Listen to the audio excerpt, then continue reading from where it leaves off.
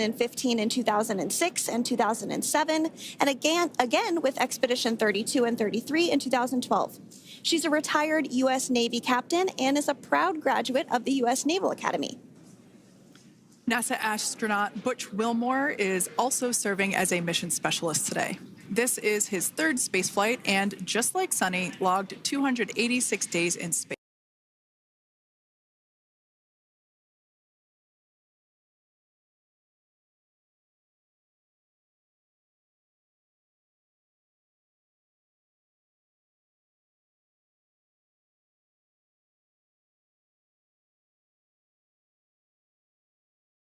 TS-129 in 2009 and Expedition 41 and 42 from 2014 to 2015.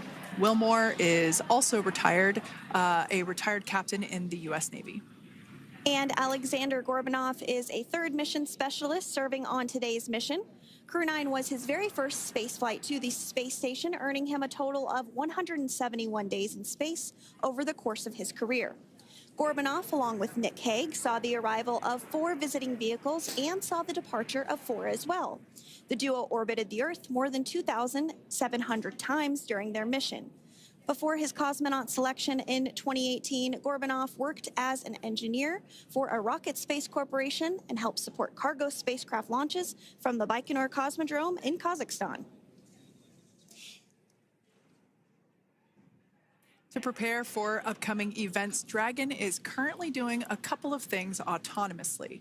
First, it's isolating the thermal control system fluid loops from the radiator. This system is what will help keep the internal temperature of Dragon very comfortable for Nick, Sunny, Butch, and Alexander during the re-entry phase. Dragon is also initiating separation of the claw mechanism, which will terminate data, power, and fluid connections between the spacecraft and the trunk in preparation for that trunk separation that I mentioned earlier. Now, as we saw before, we are hoping to get more views inside of the Dragon capsule. We will bring those, of course. We want to see more of our 4 crew members. But now a bit more of the Dragon Freedom capsule. It has flown on several missions for NASA. It first launched April 27th, 2022. To the International Space Station on NASA's SpaceX Crew-9 mission. It was subsequently used for 2 private spaceflight missions to the space station for Axiom Space, Axiom Mission 2 in May 2023, and Axiom Mission 3 in January of 2024. And of course, Crew-9 launched last year, is September 28th. So yeah, a little bit about the Dragon Freedom capsule. Here, a view that we have once again between the shoulders of Commander Nick Hague, who is on the left-hand side of your screen there, and Mission Specialist Alexander Gorbanov there on the right. That's right, Kate. And the next major milestone that we're looking ahead towards this afternoon is claw separation. We're targeting that claw separation at 2:05 p.m. Pacific time this afternoon, so less than 10 minutes from now. Continuing to get some views inside Dragon Freedom. To the far left there is NASA astronaut Butch Wilmore, and as you can see, the crew is suited up in their space suits. They are suited up in what we call dynamic phases of flight. So when they launch, when they dock, when they undock, when they return back for splashdown. We might hear some call-outs on the loops about putting their visors down. That will happen just prior to deorbit burn. And you'll hear us pause when some of those communications happen. That's because we want to make sure that we are relaying the best information to you all, and so that you hear it as well. So if you do hear us pause, that is what we're doing. You also see they have their on there, and I know the gloves are pretty unique on the Dragon spacesuits, right? They're custom created? Yes, the spacesuit overall is custom fit for each astronaut. These gloves enable usage of the touchscreen panels that they have in front of them.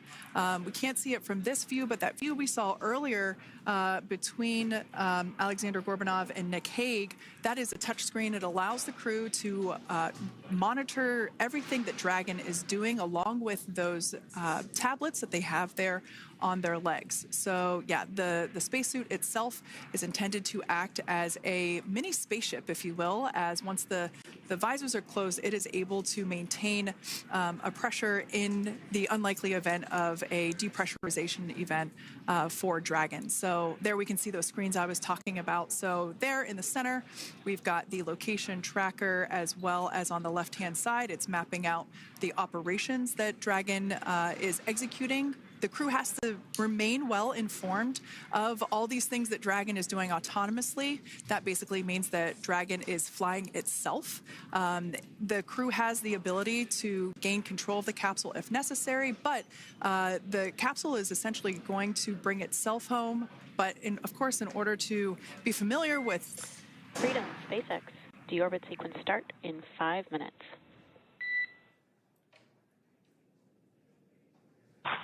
Freedom Cup.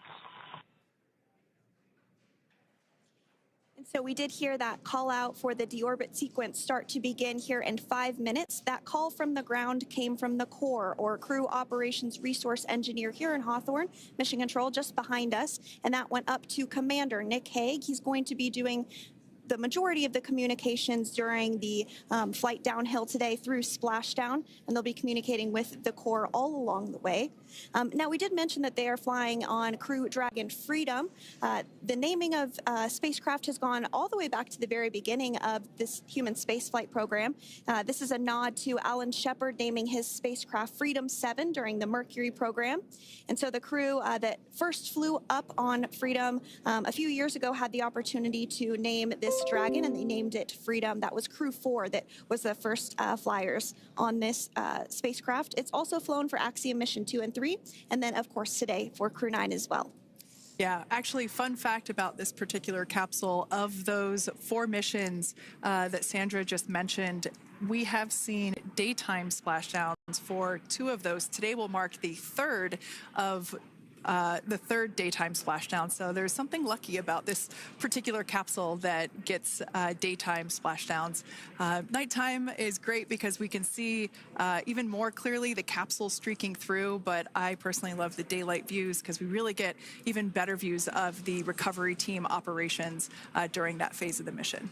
Yes, absolutely. And if you follow along with our missions, you'll know that sometimes weather is a watch item when it comes to undocking and splashdown. We do splashdown in the water, so we want to ensure that parameters like wave heights and wind speeds and precipitation, lightning, all of that is looking good for the crew and the safety of those recovery personnel. And today the weather is just pristine. We got off of space station on the very first attempt.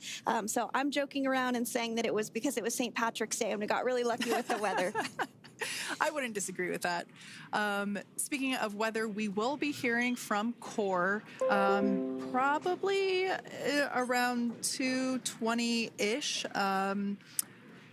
Typically, before we enter the period of loss of signal, or LOS, we will hear an entry briefing from the core, the Crew Operations Resource Engineer, and they will deliver important information like updated anticipated splashdown and loss of signal times to the crew, as well as the wave height and wind speed. So we'll be standing by to listen in on those. Like I said, that will happen shortly after, typically after trunk separation. I can't quite remember if it's before or after deorbit burn. It must be before. But in any case, we'll be hearing all of that coming from Core. In fact, that individual is seated there in the room on your screen. That is SpaceX Mission Control in Hawthorne, California.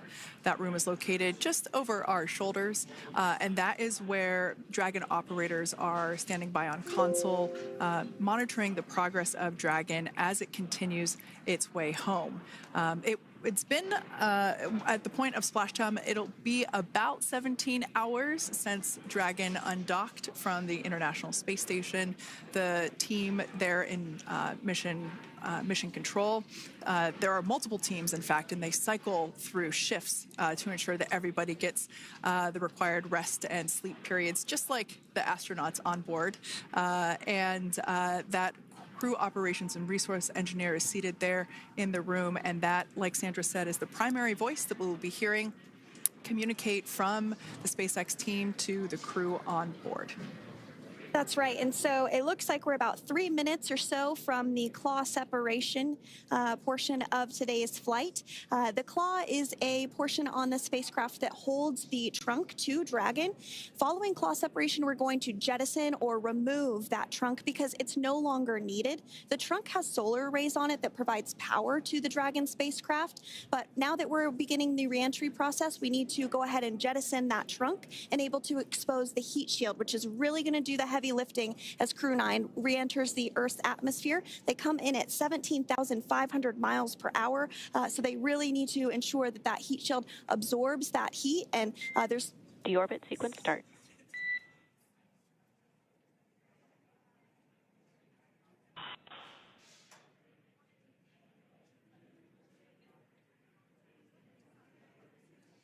And so we did just get communications there that the deorbit sequence start has begun.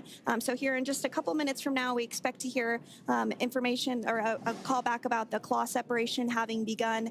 And again, that kicks off that trunk separation portion that I was discussing to remove that, expose the heat shield, and then eventually we'll have the deorbit burn. And we'll continue to walk you through all of these milestones as we approach them ahead of our splashdown at 2:57 p.m. Pacific time this afternoon, off the coast of Tallahassee, Florida.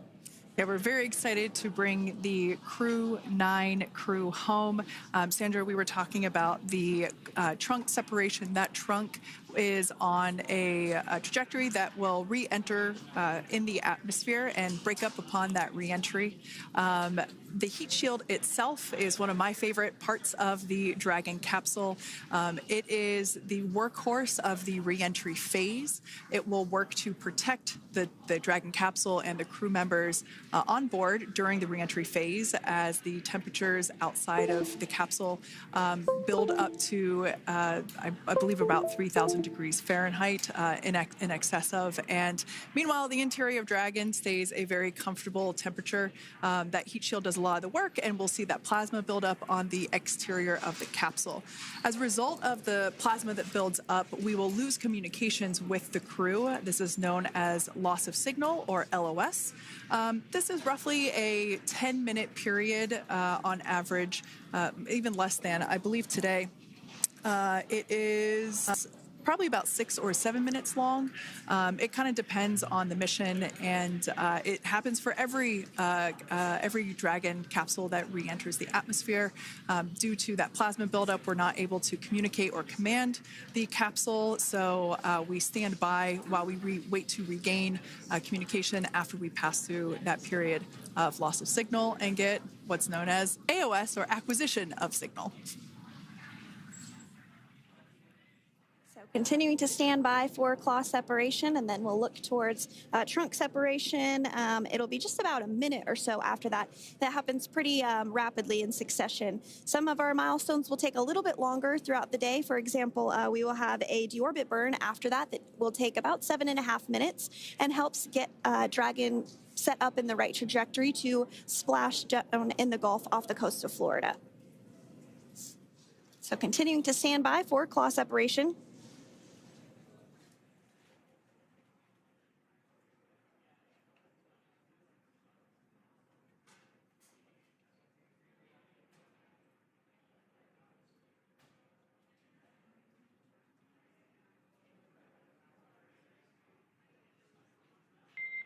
Nominal trunk jettison. All right. Great news there. That trunk has been jettisoned from the Dragon capsule. So the claw was separated. That's the mechanism that connects the telemetry and power between the Dragon capsule and the trunk. In order to expose the heat shield underneath Dragon, we had to jettison that trunk, and so we just got confirmation that that has happened. So that is great news. Basically means that telemetry is looking good, and that the nitrox system is primed for cabin and suit cooling, and the heat shield, like I said, is now exposed and ready for atmospheric re-entry. The trunk served its purpose by gathering energy from the sun through its solar cells and converting that to battery power. Since we separated the trunk, we can't generate any more new power, but we really don't need to since we're coming home and Dragon has enough battery power already stored. Now, up next, the final steps that Dragon will perform prior to re-entry: the slew, or the maneuver to deorbit burn attitude, and then the deorbit burn itself. This deorbit burn is the last time that the forward Dracos, which are the 4 thrusters located on top of the spacecraft under the nose cone, it's the last time that they will ignite. The deorbit burn will place Dragon on a precise trajectory to return to the splashdown zone off the coast of Florida, off the coast of Tallahassee, Florida, and that will last about 7.5 minutes once it starts. And so deorbit burn is targeted for 2:11 p.m. Central Time, so about 2 minutes from now. As we mentioned, it's going to last about 7.5 minutes, again, helping to get Dragon into the precise trajectory to ensure that splashdown occurs in the area that was calculated and where the recovery team is already in place, ready to support splashdown operations today. The recovery vessel Megan is the ship that is going to be utilized today, and we also have what is called fast boats that go out first to check the spacecraft and make sure everything is looking good before the recovery vessel Megan approaches. So that whole recovery process takes about an hour, I would say, from the time the crew splashes down to the time they're on the boat and the crew gets out of the capsule. And we'll continue to bring you live coverage through every step of the way today as Crew-9 returns home. Indeed. Now, let's take a little bit of a closer look at Dragon.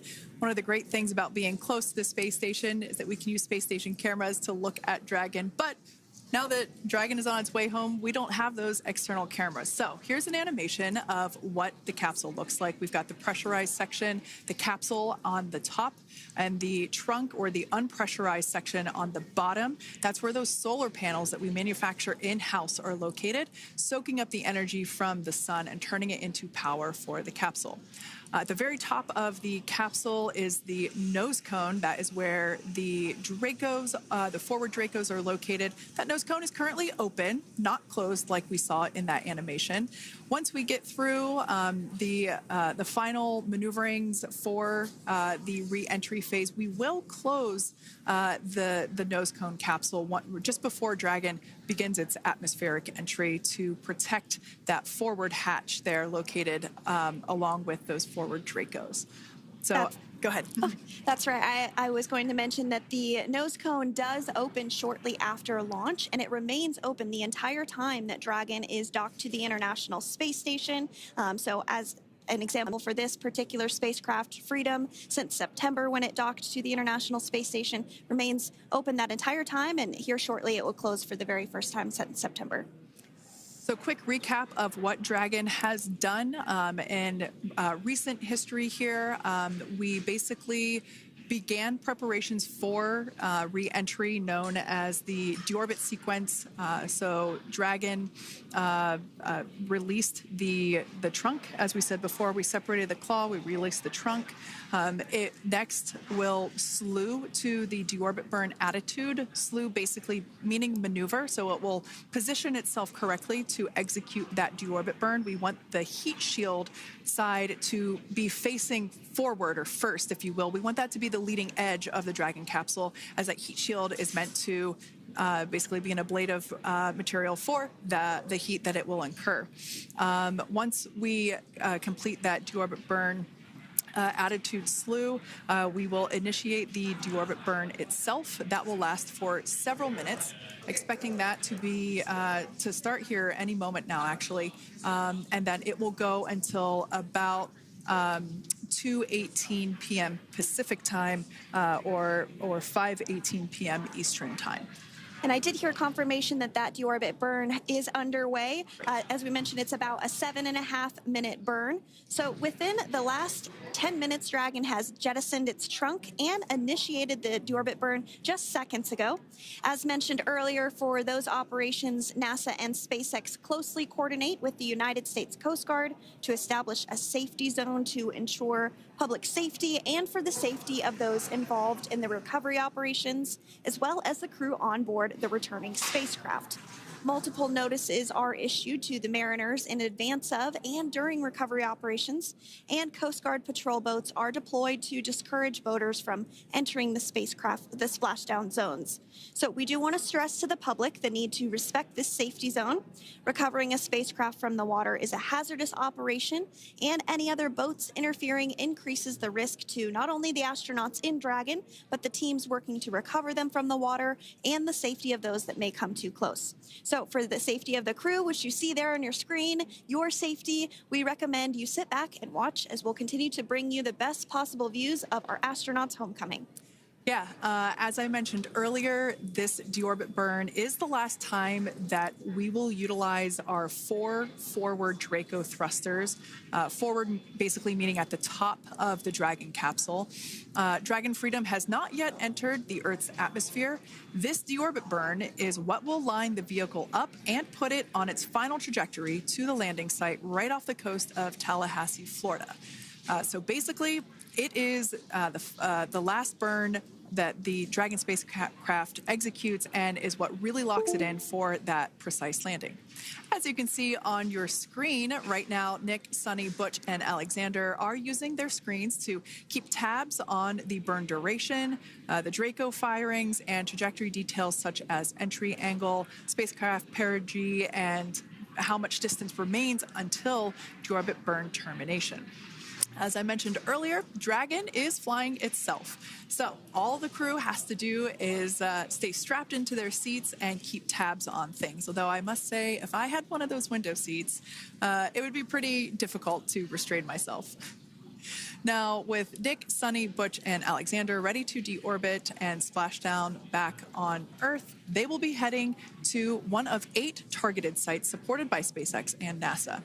All of these sites are located off the coast of Florida, either in the Gulf of America or the Atlantic Ocean.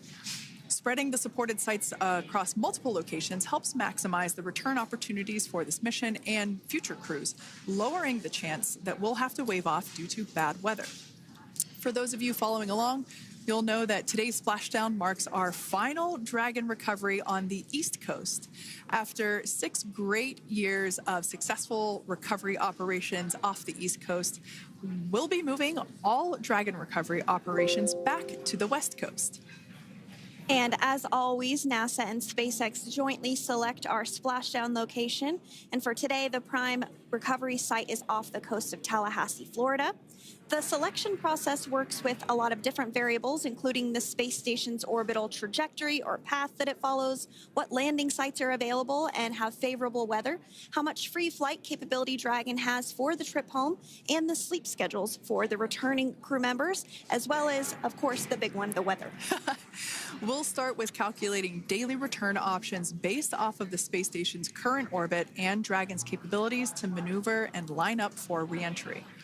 The time from undock to landing at the primary site can vary from less than 6 hours to more than 39. Getting home the quickest comes with some obvious benefits, but we always have to make sure the crew is properly rested for dynamic operations, preventing us from scheduling 20-plus hour days for them, of course.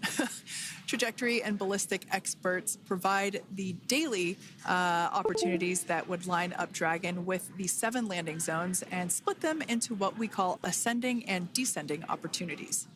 Dragon uses its Draco thrusters after leaving station to execute a series of altitude-lowering maneuvers and to line up with the selected primary site. It can also change to different alternative sites while in a free flight if sudden weather moves in that we may need to avoid. So as we mentioned, weather is something we're constantly looking at, making the final call to proceed about 2.5 hours before the crew undocks. So for the Crew-9 return, we looked at a number of weather items. Some of the obvious ones are no rain or a chance of lightning in the recovery zone, both for the safety of the crew inside Dragon and the recovery teams in the water. And we're also looking for wind speeds to be less than 15 feet per second or about 10 miles per hour, and relatively calm seas so that we can safely execute recovery operations, which includes landing a helicopter on the recovery ship to fly Nick, Sunny, Butch, and Alexander back to Florida. Once Dragon began flying today, we had a number of additional checkpoints to either proceed towards the primary site, head to the alternate, or select a new zone based on real-time weather data. These checks happened all the way up until we were in the final hours before the deorbit burn, which has just about a minute or so left in it. And this is the last burn in the trip home that commits Dragon to re-entering the Earth's atmosphere. Now, we are currently waiting to conclude the deorbit burn. We've got less than a minute until that finishes.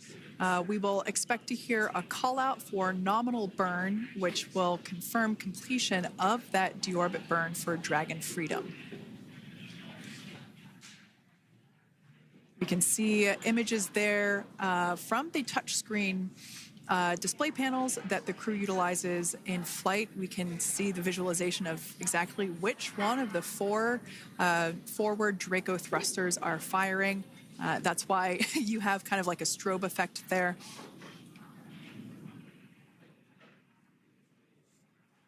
And if you're just joining us, you are looking at live views of the Dragon Freedom. On your left is Commander of Crew-9, Nick Hague. To his right is Roscosmos cosmonaut Alexander Grabenkin. And also in Gorbanov, excuse me, that is Alexander Gorbanov. And then also in the capsule today is NASA astronauts Sunny Williams and Butch Wilmore.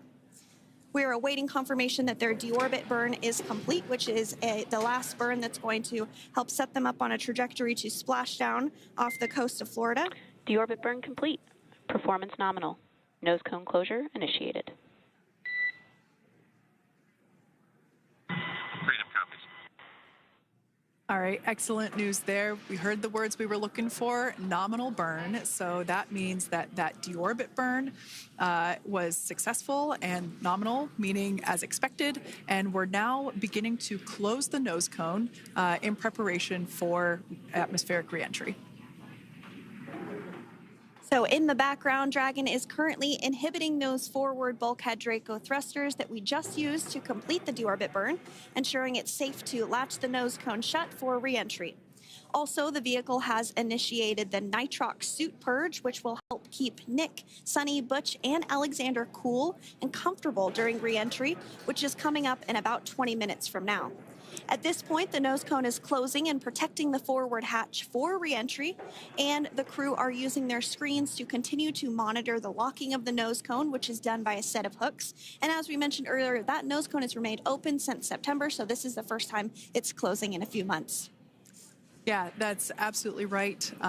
Now, we will be expecting, as I mentioned before, an entry brief from SpaceX Core. Again, that's the crew operations resource engineer who is seated in that room that you see there on your screen. That entry brief will provide updated times for anticipated splashdown as well as the loss of signal or period of LOS. That briefing will also give us information such as wind speed and wave height at the expected splashdown location. But all in all, everything has been great today. All events have been executed on time as expected, and we are looking forward to a splashdown of the Crew-9 crew at about 5:57 p.m. Eastern Time or 2:57 p.m. Pacific Time.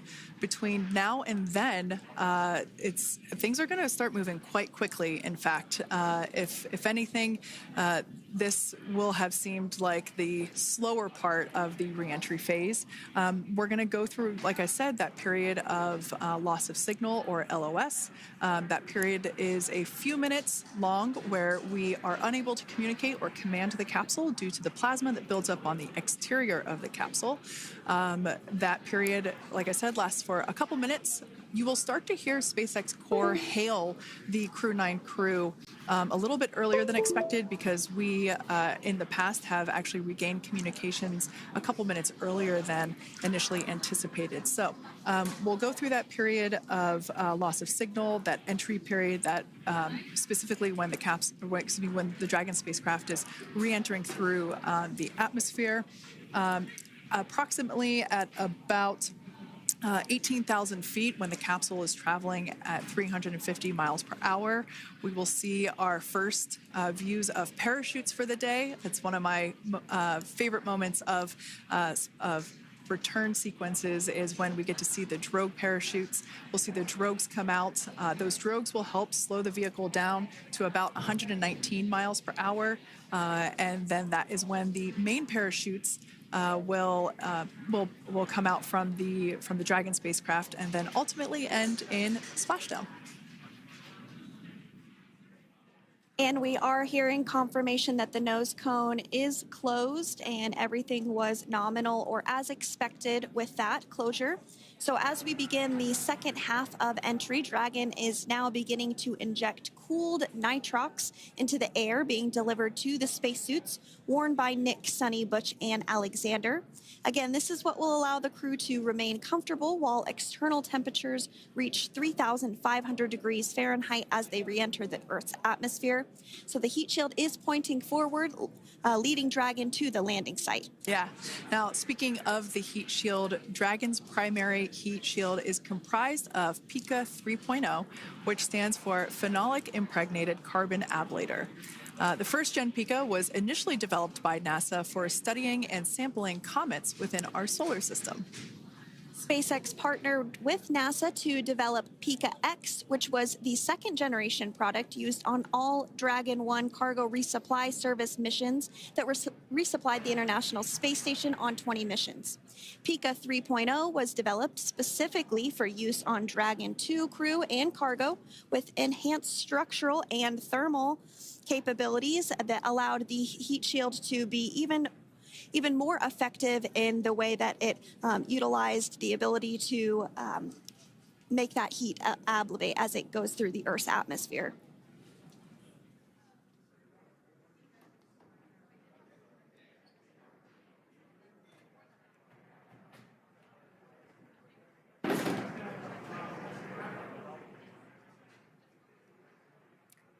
The remainder of Dragon is composed primarily of a SpaceX proprietary ablative material. It's another class of thermal protection which is lighter weight versus PICA and protects the underlying composite structure during reentry to ensure the structural capabilities are maintained.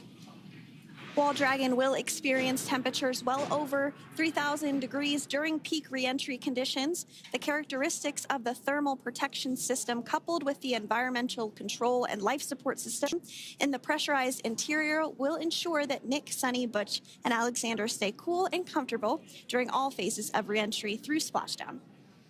Now, if you've just recently joined us, we hope to regain views of our crew members inside Dragon Freedom, but we don't have those available at the moment due to ground station coverage. So we will bring those back to you as soon as we can. Now, after Dragon Freedom has re-entered the Earth's atmosphere, a series of parachutes will deploy to slow the crew's descent. First will be the 2 drogue parachutes, followed by the 4 main parachutes, and those will guide Dragon to its first contact with Earth since it launched back in September. Dragon will automatically deploy these parachutes when different pressure and positioning sensors on the spacecraft detect that they're at the right speed and altitude. Vehicle velocity at drogue deploy is approximately 350 miles per hour, and they deploy at about 18,000 feet. Now, when the vehicle velocity at main deploy is approximately 119 miles per hour, and they deploy at about 6,500 feet. When Dragon splashes down in the water, the vehicle velocity will be about 16 miles per hour, so you can really see how those parachutes help to slow down the crew inside the capsule. The highest G load the crew is expected to experience today is about 3 to 5 Gs. Yeah, when you think about really fun roller coasters, they're about in that range. So I'm sure that our crew on board will be well equipped to experience those Gs. It's nothing for them. They go through much more intense training. And so we are continuing to make our way through a number of milestones today. We did have trunk separation. Freedom, SpaceX. Nose cone is secure for entry. Freedom copies.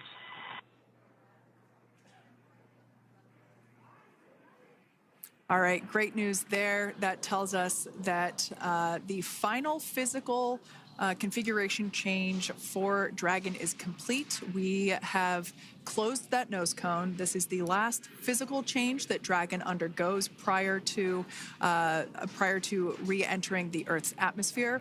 It's important that that nose cone is completely closed because underneath it is not only where the 4 forward Draco thrusters are located, but it's also because that is where the forward hatch is located. That is the hatch that is utilized for the crew to ingress and egress from the station while it is docked on board. And since our capsules are flight proven and we reuse them on future space flights, we want to make sure that all of the integrity of that hardware remains intact. So that nose cone is successfully closed, and we're going to start moving pretty quickly here. As I mentioned before, we'll go through loss of signal. We'll get that signal back several minutes later, and then we'll see the parachute action. Yep, and then that's all ahead of splashdown off the coast of Florida. We're targeting Tallahassee as our splashdown zone today at 2:57 p.m. Pacific time this afternoon. Now, you did mention the call to the crew. They'll do some additional calculations following that burn and potentially let us know if that splashdown time has changed at all. But right now, we are continuing to target 2:57 p.m. And you can see there on your screen a path of where Dragon will be re-entering today. So if you are in the southern tip of Mexico, you might have the opportunity to see Dragon. Because it's a daytime splashdown, you probably won't have too great of views, but potentially you'll have the opportunity to get a glimpse of it there. Once again, Dragon operators, they're monitoring the progress of Dragon through this re-entry phase. That is SpaceX Mission Control, located here in Hawthorne, California. That is also where the crew operations and resource engineer is seated.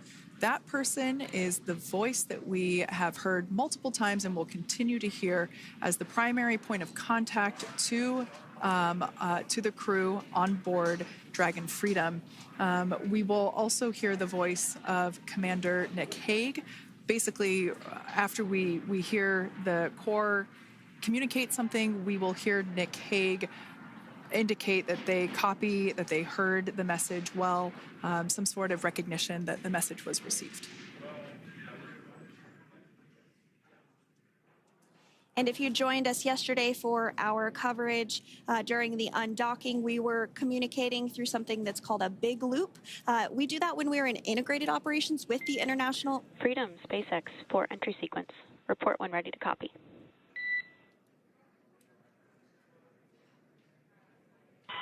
Ready to copy. All right, I've got some updated times for you. Our comm blackout start time is 2144. Our comm blackout end time is 2151, and our splashdown time is the same per your displays, 2157.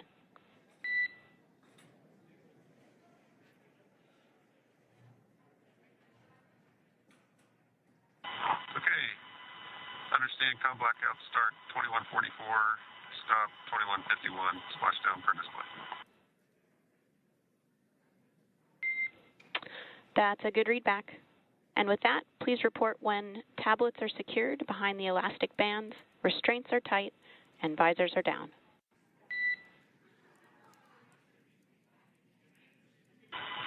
And copy, Wilco.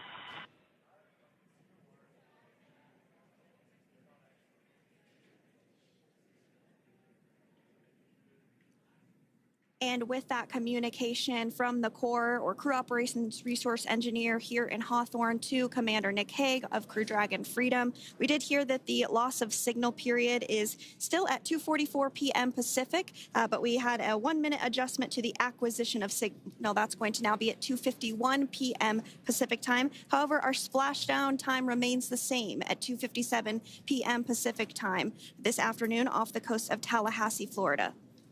So all good news there as Dragon continues to make its way home with the Crew-9 crew. As we've mentioned before, we are splashing down on the Gulf Coast. We have ability to splash down on either side of Florida, but the location site just outside of Tallahassee, Florida is the site that was selected today due to best recovery conditions. And as Sandra mentioned before, weather is always a watch item, but everything is looking great for that particular recovery location. So I'm sure once we start getting views from the recovery vessel, I have a feeling it's going to be a pretty beautiful afternoon.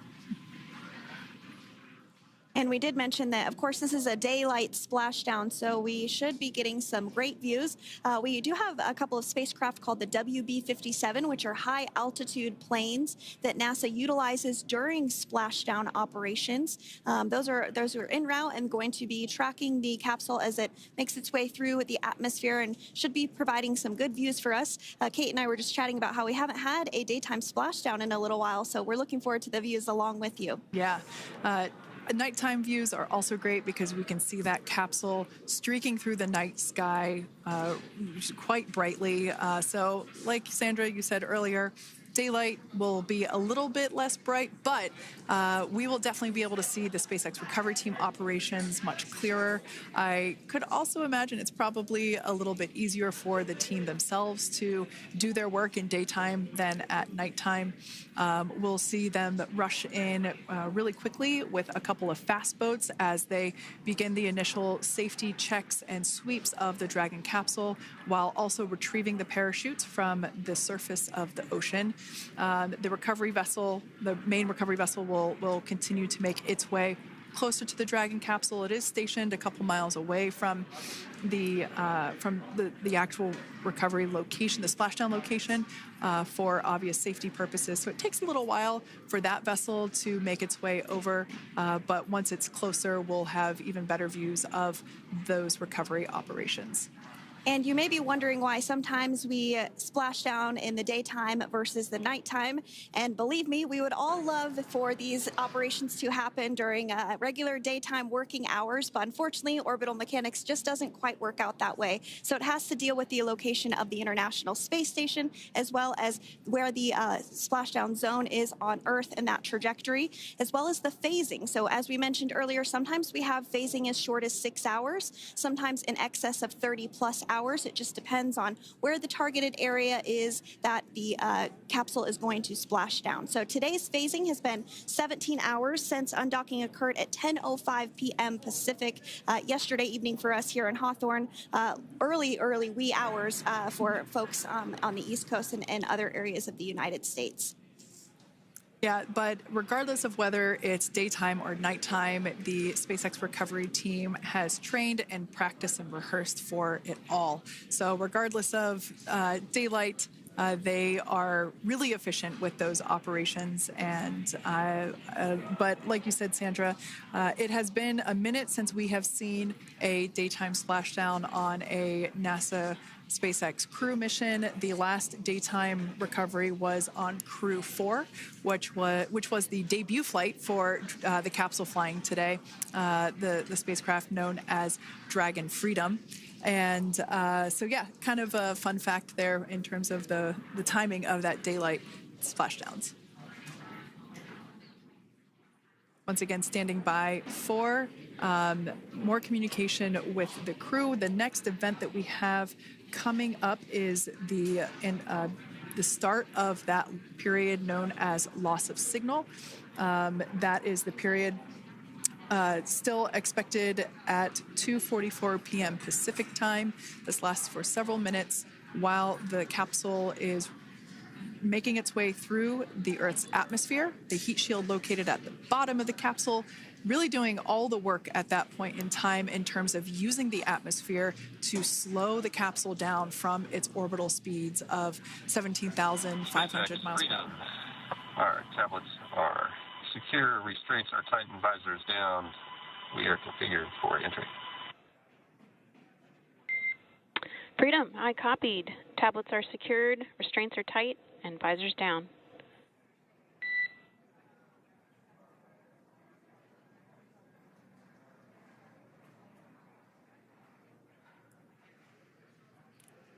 All right, great news there in terms of continuing to make progress. That back and forth communication we heard was just letting Core know that per their instructions, Crew-9 has now put away everything that was necessary in order to begin the re-entry, including those tablets that were located on their legs. Those are now stowed away. They've tightened that safety harness that we see there, and the visors are now down. So with all that being said, let's take a minute to meet our returning crew. U.S. Space Force Colonel Nick Hague is your Crew-9 commander. He was selected by NASA as an astronaut in 2013. This was his second spaceflight to the International Space Station and third launch overall. He spent 171 days in space with Crew-9 and has a career total of 374 days in space. During his mission, he completed a spacewalk with astronaut Sunita Williams. That was his fourth spacewalk, earning him a career total of 25 hours, 56 minutes of spacewalking time. Before Crew-9, Hague previously served as a crew member of Expedition 59 and 60 back in 2019. He flew with Alexei Ovchinin and NASA's Christina Cook. So this is his second time sharing the space station with Ovchinin. The Kansas native is a test pilot and distinguished graduate of the United States Air Force Academy. Nick spent 5 months in Iraq in support of Operation Iraqi Freedom. He voluntarily transferred from the United States Air Force to U.S. Space Force in 2021 and is an active colonel. His wife, Katie, is a retired U.S. Air Force colonel, and they have 2 sons. NASA astronaut Sunita Williams is a mission specialist for Crew-9. This was her third visit to the International Space Station. She originally launched aboard Boeing's Starliner spacecraft and arrived at the space station on June 6th. Following the agency's decision to return Starliner uncrewed, she became an Expedition 71 and 72 crew member, where she logged 286 days in space on this mission. But Sunny has a total of 608 days in space, the second most time in space by a U.S. astronaut. 5 minutes until predicted comm blackout. We'll see you on the other side at 21:51.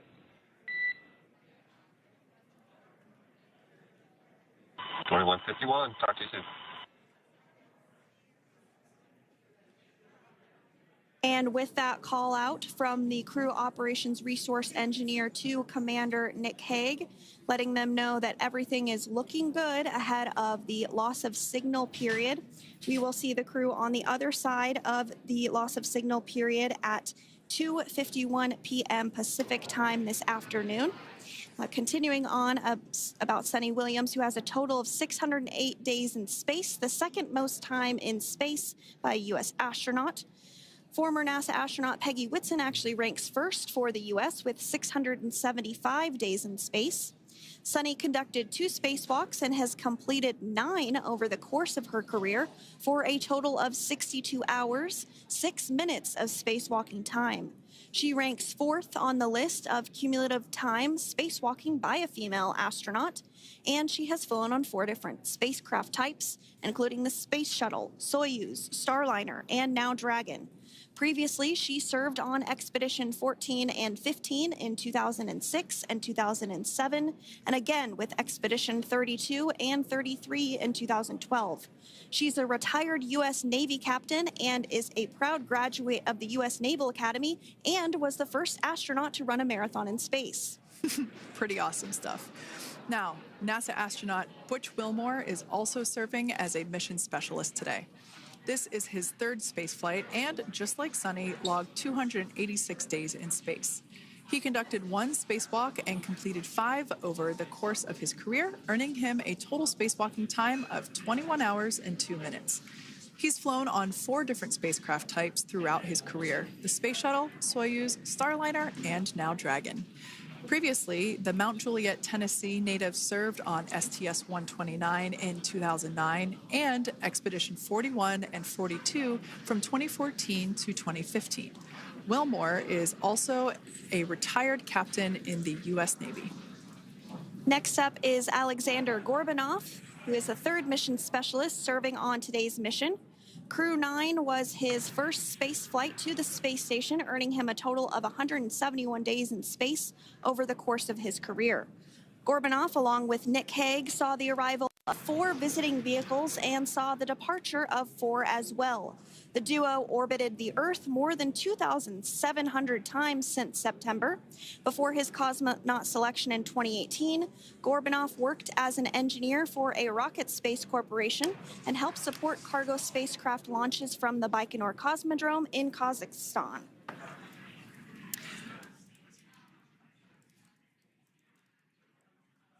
So if you are just joining us, we are continuing to bring you live coverage of Crew-9's return to Earth following their mission aboard the International Space Station, where they completed science and research investigations. We are targeting splashdown off the coast of Florida at 2:57 p.m. Pacific time. The next major milestone that we'll look ahead towards is what we call loss of signal, or LOS, when we won't have communications with the crew because they will be re-entering the Earth's atmosphere. And during this process, there is plasma that builds up around that heat shield, so we are not able to communicate with the crew, but we are anticipating to regain communications with the crew at a short time from now at 2:51 p.m. Pacific time today. As we said before, everything continues to look good for the return of the Crew-9 team. We are about to go into that period of loss of signal. Once we get views of the crew inside the capsule, once again, we will be sure to bring those to you. But that period of time is when plasma is building up on the exterior of the capsule, generating heat in excess of 3,500 degrees Fahrenheit. So we are unable to communicate or command the spacecraft at that time. And that includes, unfortunately, video feeds as well. So as soon as we get the views back inside Dragon, we will bring those to you. But until then, we are going to stand by and continue to monitor the progress of Dragon. Like Sandra just said, we are anticipating the blackout period to begin at 2:51 p.m. Pacific time, 5:51 p.m. Eastern time. This will last for several minutes. It's not super exact, even though we are predicting acquisition of signal, or AOS, to come back at 5:51 p.m. Eastern time. In the past, we have regained communication sometimes a little bit earlier than that, so we'll probably start to hear Core begin to hail Crew Dragon a minute or two prior to that anticipated acquisition of signal. But right now, Nick, Sunny, Butch, and Alexander are seated in their seats inside Dragon Freedom. Their visors are down, and they have put away or stored the tablets they had located on their upper leg to monitor Dragon's progress. Now they will be utilizing the touchscreen displays, where the current operation and future operations will be displayed as they are able to monitor Dragon's progress continually. As I said before, Dragon is autonomous, meaning it is flying itself. So the crew stands by and monitors, and those touchscreen displays are what will be allowing them to do so and prepare for events such as parachute deploy. And while on board the International Space Station, Nick, Sunny, Butch, and Alexander contributed to over 900 hours of science and research investigations, which is really the key purpose of the International Space Station. Now, the International Space Station is celebrating a major milestone this year, where they will be celebrating 25 years of continuous human presence in November. So if you're younger than 25 years, you've never known a day where there hasn't been a human living and working aboard the International International Space Station, contributing to key science and research investigations that impact our lives here on Earth. There's research being done on Parkinson's, on osteoporosis, on cancer research, and a variety of other studies. Additionally, the microgravity laboratory provides a jumping off point for us as we venture back to the moon and onto Mars through longer duration space flights. One such example that the crew worked on during this mission was an alternative exercise device. In microgravity, the crew has to exercise for about 2 hours a day because they're not having the effects of gravity on their body. So to prevent bone and muscle loss, we counteract that with 2 hours of exercise per day. On board the International Space Station, they have 3 ways in which they can exercise. They have a bike, they have a treadmill, and they have a similar to a weightlifting machine that counteracts the microgravity environment. But a particular experiment that this crew tested out was a combination of all 3 of those in one smaller device, and this is really critical as we continue on to the moon, Mars, and beyond, because space is really important in spacecraft. So if we have something smaller that the crew might be able to utilize, that can potentially help us venture out even further into the solar system. So science is really the name of the game when it comes to the International Space Station. Some of the other science highlights that took place during this increment that are particularly interesting to me was we had the first wooden satellite that was deployed. This is a study to see if other materials might be more resourceful or renewable in space. So I'm really excited to see the results of that one as well.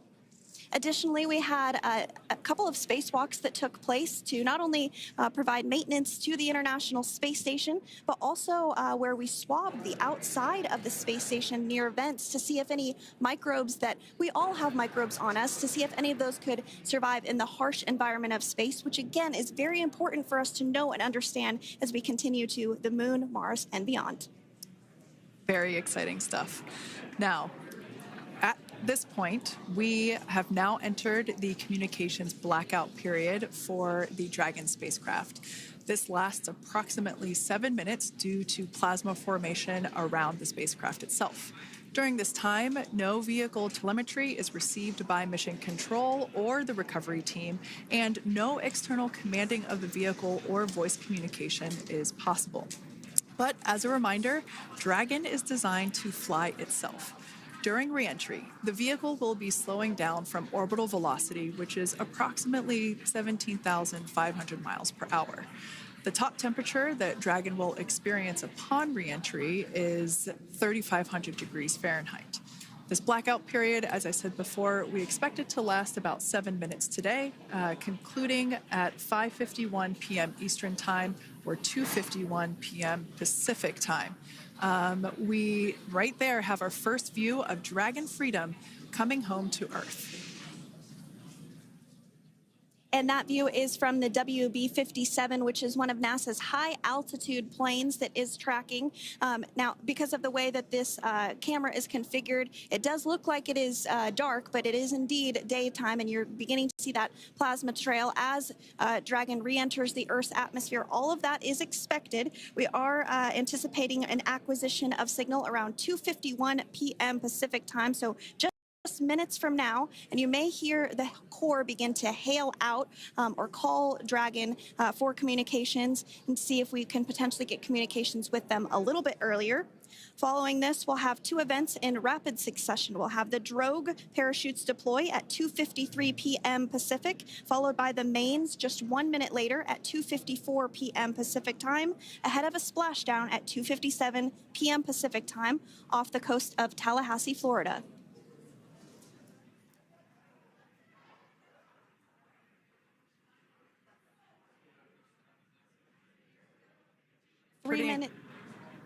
Pretty incredible views of the Dragon spacecraft making its way home back to planet Earth with the Crew-9 astronauts on board.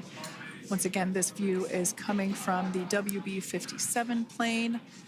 That heat shield we can see doing magnificent work as it works to Freedom, SpaceX, Comcheck.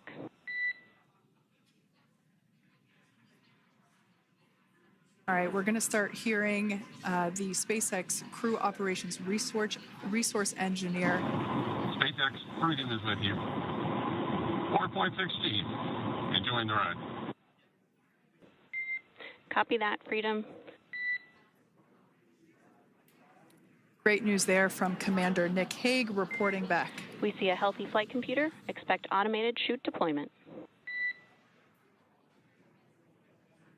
Freedom copies. Like we said before, things moving very quickly as Dragon Freedom makes its way home. Next event coming up will be deployment of the drogue parachutes. This occurs around 18,000 feet. GPS has converged. Expect nominal altitude for drogue chute deployment.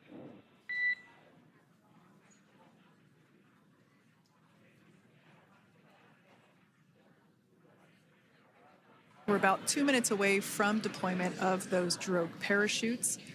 Now the heat shield is continuing to work to slow the vehicle down. That entry period, the Dragon spacecraft went from orbital velocity about 17,500 miles per hour down to about 350 miles per hour. So that really gives you a sense of why that plasma builds up on the exterior of the capsule, thanks to the heat shield and the work that it does.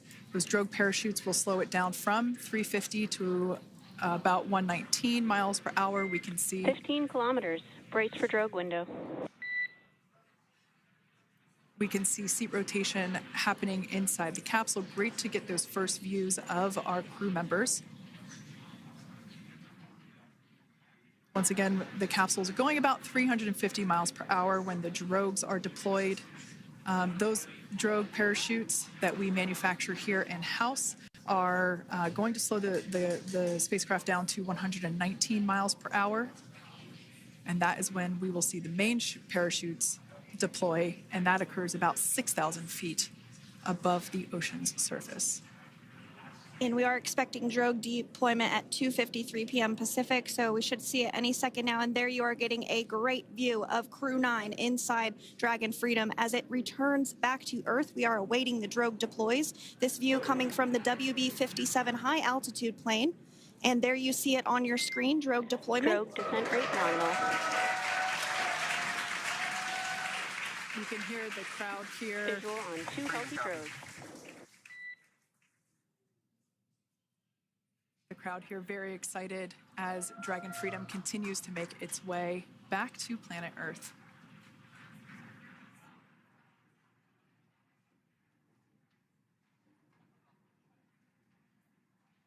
Next up, we'll stand by for the main deployment of the parachutes. The mains are quite a bit larger. You'll be able to notice the difference on your screen once they deploy, and they continue to ensure that the Dragon spacecraft slows down even further. As we mentioned, Freedom will be traveling 16 miles per hour when it splashes down off the coast of Tallahassee, Florida, here at 2:57 p.m. Pacific time this afternoon. And there we go. We have visual on 4 healthy mains. That view was from inside. Freedom copy. That view was from inside one of the buckets where the parachutes are located. So we see a great view there of the reefing on those parachutes. And as those main parachutes begin to inflate fully, 4 beautiful, healthy mains. Now awaiting visuals of splashdown. Next Freedom, 1,000. We'll start to hear Commander Nick Hague. Copy 1,000. As we heard right there, Commander Nick Hague will be calling out the altitude of the Dragon capsule from here on out. Landing in water is simpler and provides more margin against unlikely parachute issues. You can see those parachutes continuing to slow the Dragon capsule down. And if you're just joining us, you're looking at 800 meters. a live view of Crew-9 just minutes away from splashing down off the coast of Tallahassee, Florida. Splashdown 2 minutes from now at 2:57 p.m. Pacific. We do have 4 healthy mains really doing the job there. Just breathtaking views of a calm, glass-like ocean off the coast of Tallahassee, Florida. Crew-9 just minutes away from splashing down. This is really such an incredible shot. Copy 600. That was a live view from our recovery vessel. Megan, which is stationed a couple miles away from the splashdown site. We can see the crew there using their restraints as resting places for their arms. They were just in space moments ago, so their arms were able to float freely. 400 meters. This is a gorgeous bluebird day here that we have for the splashdown of Crew-9. It's incredible to think that the Dragon capsule just minutes ago was going over 17,000 miles per hour and now gently coasting to a soft splashdown. 200. Copy, 200 meters. Brace for splashdown.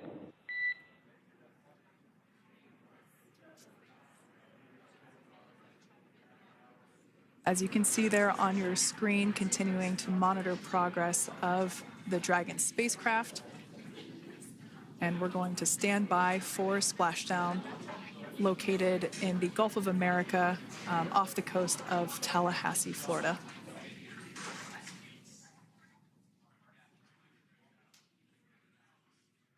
And splashdown, Crew-9 back on Earth.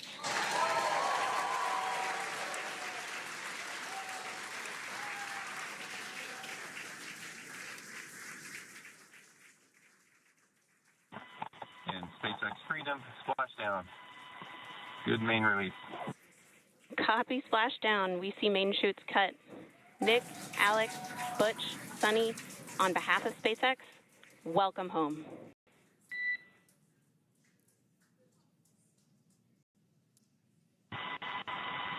It is an amazing, what a ride. I see a capsule full of grins ear to ear.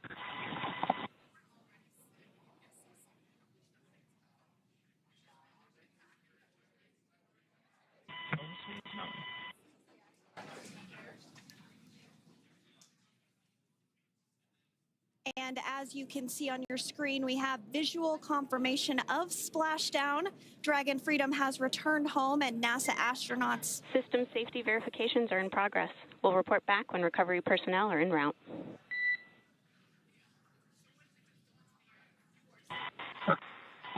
Understand. And, we're in section 2, 4.800 landing response. And looking for your words on if it is necessary.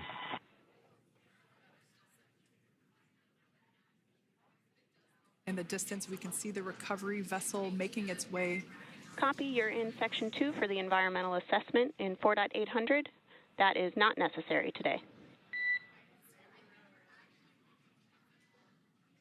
Understand. Raising button. So we will continue to have communications between the Corps and Nick Hague, the commander of Crew Dragon Freedom, which just splashed down 2 minutes ago off the coast of Tallahassee, Florida. Dragon Freedom has returned home with NASA astronauts Nick Hague, Sunita Williams, Butch Wilmore, and Roscosmos cosmonaut Alexander Gorbanov. Back on Earth after approximately 17 hours of a return journey from space. The SpaceX recovery ship and team have been waiting for Dragon's splashdown, and they will now make their way to the splashdown location. The teams have been ready and waiting about 3 nautical miles away, so it's going to take them about 30 minutes or so to make their way and to SpaceX Freedom. Pretty sure we're in stable 1. Copy, stable 1. We see the same. It's going to take about 30 minutes for the recovery team to make their way over to Nick, Sunny, Butch, and Alexander, who are still seated and secured inside that Dragon spacecraft there on your screen. Incredible views there of that thermal protection system, or TPS.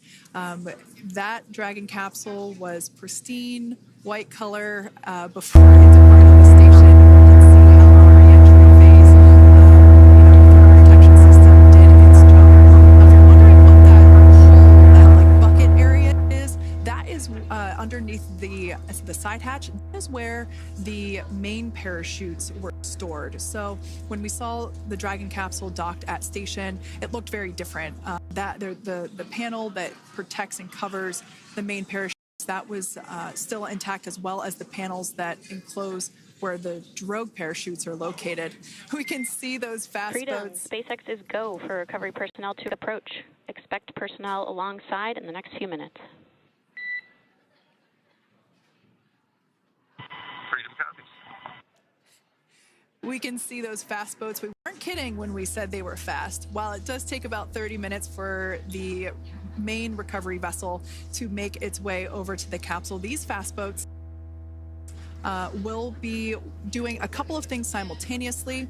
A couple of them are going to be working to retrieve the parachutes that you see in the background there of this drone shot. Those parachutes will be retrieved from the ocean surface. We want to make sure we are able to pull those out.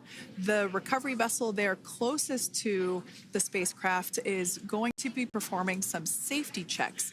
We can see there they're using an instrument that is basically working to detect if there are any hypergolic vapors or fumes that are still residing in and or around the Draco thruster nozzles or outlets. The hypergolic fuel, which is necessary for on-orbit burns to maneuver the spacecraft. Unfortunately, those hypergolics are unable to be breathed. They are toxic, and so this team here is doing those initial safety checks to make sure that it is safe for the rest of the recovery team to approach the spacecraft.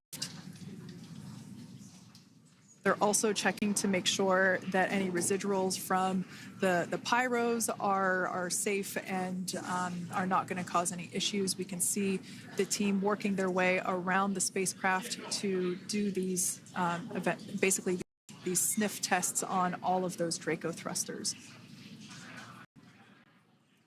And as we continue to await the recovery of our Dragon spacecraft with NASA astronauts Nick Hague, Sunny Williams, Butch Wilmore, and Roscosmos cosmonaut Alexander Gorbanov inside, Dragon has autonomously completed several steps to safe itself following splashdown. We are continuing to see Dragon in what is known as stable 1 configuration. That's kind of the ideal configuration following splashdown. It's upright, and the Dragon capsule's in the right configuration for it to be hoisted into the recovery vessel Megan, which you do see a little ways off in your screen approaching. Dragon will continue to remain live on air with you through that recovery process, all the way through the point where the crew is extracted from the Dragon spacecraft. Now, if you are just joining us, the mission has gone smoothly so far. Dragon successfully splashed down off the coast of Tallahassee, Florida at 2:57 p.m. Pacific, 5:57 p.m. Eastern Time this afternoon. Approximately 17 hours prior to splashdown, Dragon autonomously undocked from the International Space Station, completed a series of departure burns, jettisoned its trunk section, and performed its final burn, the deorbit burn. This placed the Dragon spacecraft on a trajectory toward Tallahassee, Florida. Dragon successfully re-entered the Earth's atmosphere, followed by deployment of its parachutes to slow the spacecraft down to a gentle splashdown. We're now going to follow the Freedom. Hypergol sweeps and unfired ordnance checks are nominal. Rigging is in progress. Approximately 25 minutes until capsule lift. Stand by for PMC with SpaceX flight surgeon.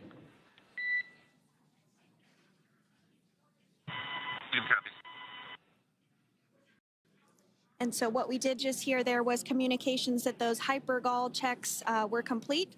They didn't find any of that upon those checks, so we'll continue to move through the timeline. Next up is a process called rigging, which you see happening right now on your screen. This is when a SpaceX recovery personnel actually works to climb aboard the capsule and work through procedures ahead of lifting onto the nest of the recovery vessel Megan. We heard it's going to be about 25 minutes or so until that lift actually takes place.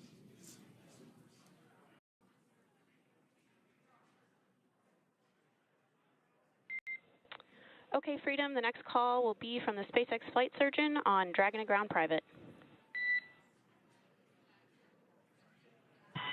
Understand. Thank you. callouts there indicating that the crew will have the opportunity to do a quick check-in with the SpaceX flight surgeon. This is standard procedure for every Dragon spacecraft when it returns to Earth. It's just an initial check-in, make sure everybody is doing okay. They will also have another check-in with the flight surgeon once they are on board that recovery vessel that you see there in the background. We can now see that SpaceX recovery team member they're on top of the Dragon spacecraft. They are going to be working to install plugs in the Draco thrusters to ensure that none of those, and to ensure that no more hypergolic fumes or vapors come out from the spacecraft. They'll also place harnessing around the spacecraft that are required in order to lift it out of the water. Go ahead, Sandra. Continuing to get some views of the recovery personnel, both the main recovery Megan, as well as some of those fast boats that we've discussed previously. It looks like just a beautiful day there out off the coast of Tallahassee, Florida. Weather was pristine. We were able to get undocked from the International Space Station as expected at 10:05 p.m. Pacific time yesterday evening, and Crew Dragon has since completed steps ahead of its splashdown at 2:57 p.m. Pacific, and we're now stepping through procedures to get Dragon hoisted up onto the Megan recovery vessel and get the crew extracted out of the spacecraft. And you did see some of the parachutes that were near the spacecraft. Upon detection of landing, Dragon automatically releases those main parachutes to prevent wind from pulling the spacecraft. Dragon then automatically safes any pyrotechnics that may still be present on the vehicle and may automatically perform additional minor system reconfigurations. The astronauts will remain seated and in their suits at this point, but the onboard air conditioning keeps things temperature controlled inside the spacecraft so the crew remains comfortable, and the communication systems. Freedom, SpaceX, ComCheck.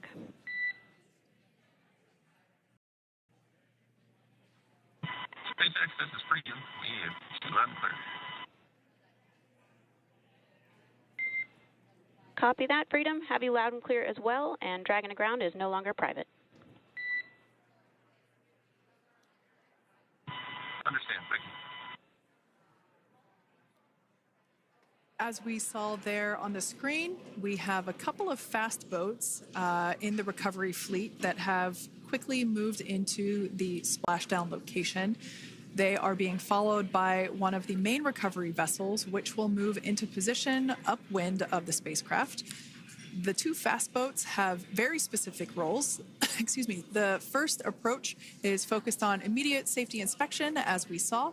They do this for spacecraft integrity and checking for any presence of those hypergolic propellant vapors.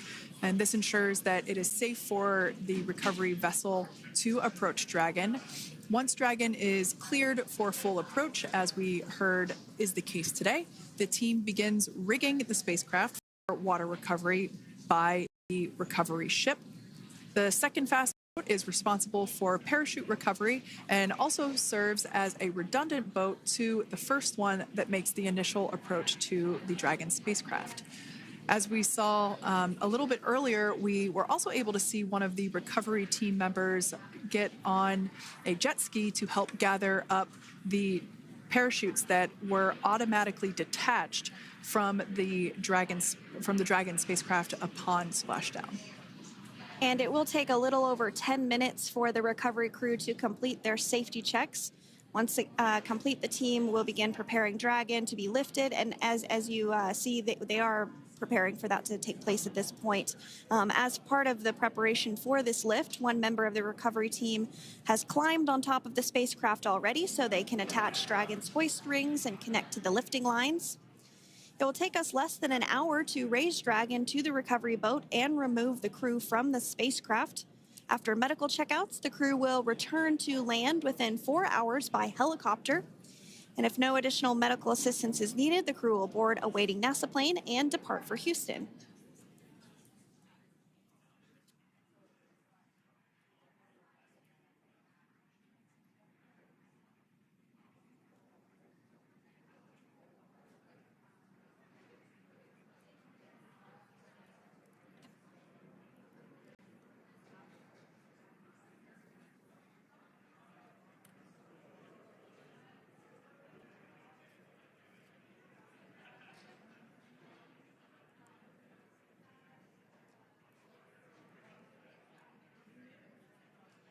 And as we continue to await Dragon to be hoisted up onto the ship, we have a very special treat. NASA Public Affairs Officer Jaden Jennings, who is actually on the recovery vessel and had a bird's eye view of the splashdown today. Jaden, how are you? How was the view from the recovery vessel? Hi, Sandra. How do you hear me? I've got you loud and clear, Jaden. It's so great to hear you. Awesome. So splashdown, Sandra, was nothing short of be advised, spectacular. we are transitioning the forward link. Tom will be unavailable for approximately 5 minutes.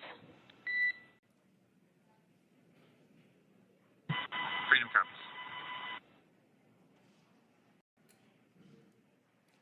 Thanks so much, Jaden. We did just have some communications letting us know that we'll have about a 5-minute period where we won't be able to hear from the crew. So please go ahead, tell us, how was the view from the recovery vessel? Absolutely. Yeah, I was mentioning earlier, splashdown was nothing short of spectacular. And we were stationed about 1.5 nautical miles away from the splashdown zone and had great visuals here on the recovery vessel Megan. We actually saw a little of the smoke trail as the spacecraft was coming in, and then moments later we spotted those drogue chutes, and this was quickly followed by 4 healthy white and orange main parachutes. We then tracked Dragon all the way down as it slowly propelled into the ocean. And I think I speak for all of us on the ship when I say a new core memory was made today, and we are looking forward to having Crew-9 on board with us a little later. Jaden, that is amazing. Now, obviously, we are watching it here on camera, and the landing conditions look pretty good, but how was it from your perspective? What is the sea state out there? Absolutely. Absolutely. So we've had optimal conditions for splashdown, and today it is sunny and 63 degrees outside right now with clear skies, light winds, and calm seas. The sea looks absolutely beautiful right now, and light blue with the sun reflecting from it. And, Kay, I think the crew's going to like what they feel weather-wise on this picture-perfect day for splashdown off the coast of Tallahassee. Thanks so much, Jaden. It certainly looks like a beautiful day. Can you tell us a little bit about the journey of the recovery forces to get to this point? Sure. So one unique aspect of this recovery was the onboard training on station conducted for Butch and Sunny to ensure they were ready to return on a Dragon spacecraft. That training covered all aspects of their return, including nominal and contingency departures, deorbit burns, splashdown, and post-landing ops, which is what this team is preparing for now. As for the recovery teams themselves, we started the day taking a series of helicopters out to the vessel, and as standard, the recovery director and crew support teams were on that first helicopter out and took the time to get everything prepared on the ship. About 2 hours before splashdown, they deployed those fast boats and jet skis into the water. I was actually on the second helicopter out, and we were on the vessel about an hour and a half before splashdown and landed on top of the helicopter pad on the Megan. And the teams have been working diligently across their respective disciplines this week, executing what can only be described, at my point of view, as a logistical masterpiece, just ensuring every detail has been in place for Crew-9's return. That is such great news. I'm so glad that you're able there to experience it in person. Now, can you tell us a little bit about what's next to retrieve the crew for the recovery personnel on board? Yeah, Kate. So coming up next, Dragon will be hoisted into the on-deck translation system, or the nest, at the aft end of the ship, and then will be translated pretty quickly towards that egress platform. We'll perform another series of safety checks as final precautionary measures just to make sure there are no hypergolic vapors present before opening that side hatch.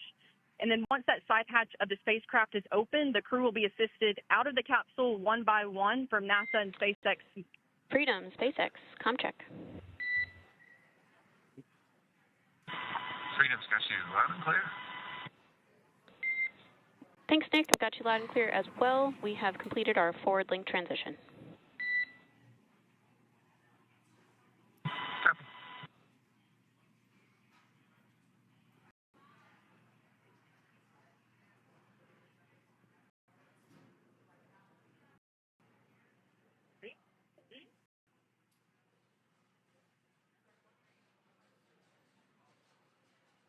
And Jaden, if you just want to go ahead and let us know what is next to retrieve the crew. We are continuing to get some great views on our screen, but I know you have an even better view yourself. Oh, yeah, Sandra, this view is absolutely unbeatable. So just to kind of finish off what I was saying is once that side hatch of the spacecraft is open, that crew will be assisted out of the capsule one by one from NASA and SpaceX medical personnel, where they will then head to the med bay. And after those medical checks, they will get on that first helicopter out and arrive at the airport, where they will then board a NASA plane and then head back to Houston, Texas at the Johnson Space Center to begin their post-flight period. And we're eager to see the Crew-9 astronauts back on Earth, and we'll keep you updated on every moment of this process. And with that, I'll toss it back over to you guys in Hawthorne. Thank you so much. That was Jaden Jennings, NASA Public Affairs Officer, who watched Freedom splash down firsthand from the recovery vessel Megan. Thanks so much, Jaden. So we are continuing to get these great views on our screen here of Freedom. As we mentioned, it splashed down at 2:57 p.m. Pacific time off the coast of Tallahassee, Florida. The recovery personnel are continuing to step through procedures to hoist Dragon onto the recovery vessel Megan there, which is now coming into view. You can see just how close Megan is at this point, and that's that helicopter pad that Jaden was just discussing, where the crew will fly off of onto the coast of Florida, and then eventually they'll fly back to Houston. Just underneath that helicopter pad is that translation deck where we will see the nest once it is loaded up with the Dragon spacecraft on board. The nest will be translated to the forward end of the recovery vessel, and that is where our Crew-9 team members will egress from the Dragon spacecraft. Now, here on your screen, we can see dolphins, actually, who want to come and play with Dragon. Now, one of the fast boats there in place, working to assist the recovery team member. It's incredible. I just love these views. We really see them even better in daytime. But just seeing the recovery team work in tandem to step through each step, to step through each operation. Obviously they're getting quick assists from the honorary part of the recovery team, those dolphins in the water there. Now, the recovery team member that is crawling around the Dragon spacecraft. Earlier, we saw a view where it was like a spider monkey pose. We can see that individual now standing in the bucket where the main parachutes were stored while Dragon was on orbit. Obviously, those main parachutes were utilized for splashdown today. They were deployed and cut from the Dragon capsule. And one of the fast boats, one of the other fast boats of the recovery team working to pull those out of the water. Now, the recovery team member that is there working on top of the Dragon capsule, earlier we saw that person performing safety checks. Now we can see some harnessing being placed around the capsule. This harnessing is what will be used to lift the Dragon capsule out of the water and onto the recovery vessel. Wow, we got a cute little pod of dolphins. It wasn't just one or two. I mean, that water just looks beautiful. We had ideal splashdown parameters today. Obviously, wave height, ne'er a concern. The weather is beautiful, as Jaden mentioned, in the 60s, sunny. Looking forward to seeing Crew-9 exit the capsule here shortly once they get hoisted onto the recovery vessel Megan. We can see that recovery vessel slowly but surely closing the distance there between, dolphin cam back on. We can see that the Dragon capsule and the recovery vessel, that distance is closing. Again, this is just one more step as we continue to work recovery operations for Dragon Freedom. And we anticipate the lift of the Dragon capsule to occur here in just a few minutes. Now, once all of the rigging is on the capsule and it's hooked up to the recovery vessel, we will see the hydraulic arm, which is that kind of like bridge-like structure there at the aft end of the recovery vessel. We'll see that articulate backwards, and good sign that we're getting even closer to pulling the capsule out of the water. It will then move forward, and the capsule will be placed inside of what you can see there is basically a basket. We call it the nest, Dragon nest, where that's where the capsule will be placed in order for it to be translated to the forward end of the vessel and for the astronauts to egress. And before that does take place, we'll have potentially views of the rigger go ahead and jump off of the spacecraft there. That typically occurs when the spacecraft is a little bit closer to the recovery vessel, and we usually get a really good view of that particular operation from one of the onboard cameras from the recovery vessel. That is an operation that I have a lot of respect and admiration for, that individual that does that.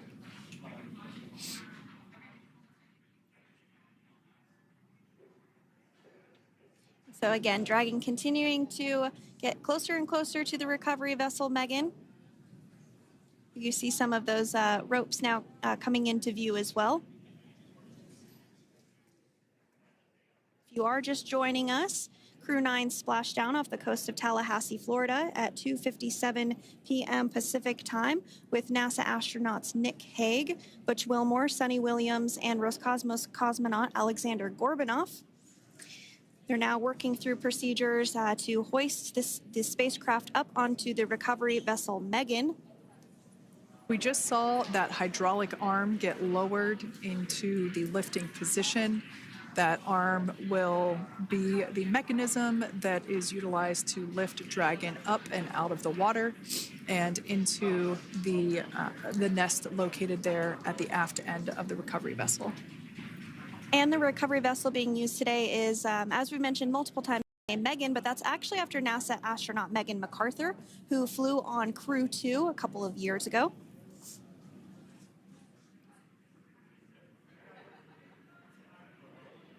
We're getting some views now from actually inside the boat.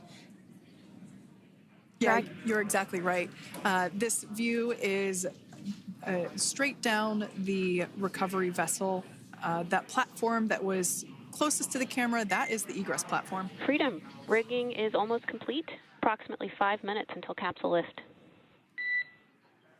Great news there from SpaceX Core. So about 5 minutes left until we see Dragon Freedom get lifted out of the water. That hydraulic arm, as I said before, is the mechanism that will lift it. It's quite swift, actually, the whole process of getting the spacecraft. Brace for capsule lift. Bracing. There it goes, Dragon Freedom being lifted out of the water and onto our recovery vessel, Megan.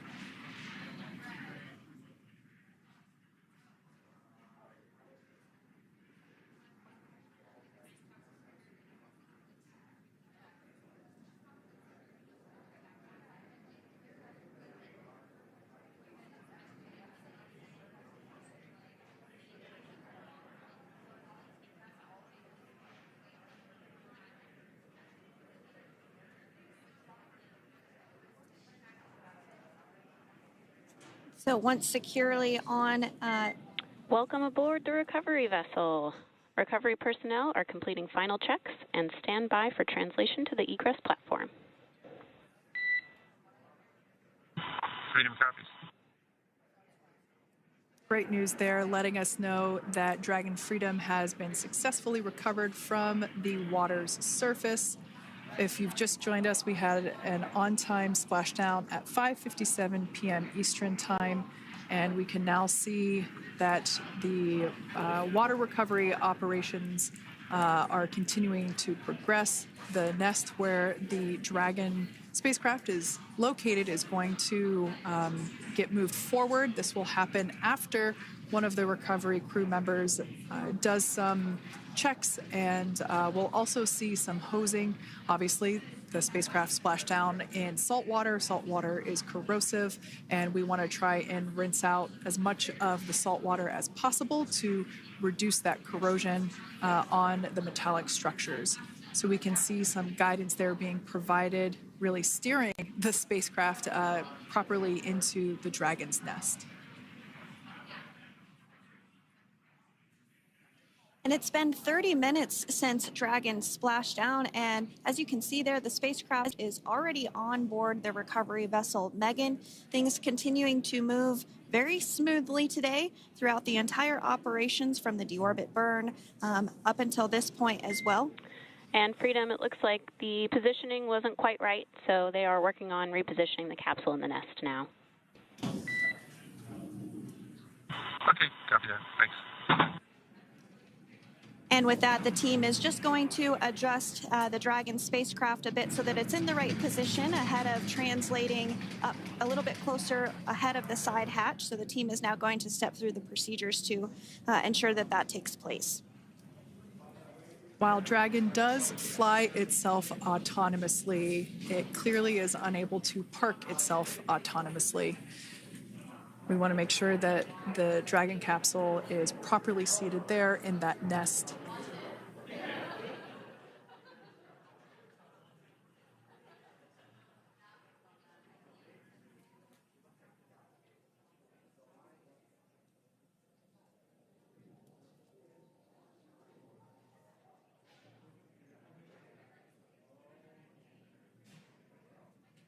Once Dragon is fully seated in the nest, we'll probably see a bunch of that salt water come out from the bucket there located underneath the side hatch.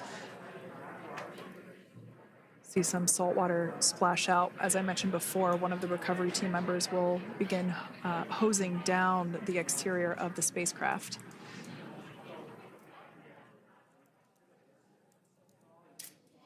So you are continuing to get some great live views on your screen of Crew-9, which includes NASA astronauts Nick Hague, Sunita Williams, Butch Wilmore, and Roscosmos cosmonaut Alexander Gorbanov, who splashed down off the coast of Tallahassee, Florida, 2:57 p.m. Pacific time this afternoon. Now working to get that spacecraft situated in the nest.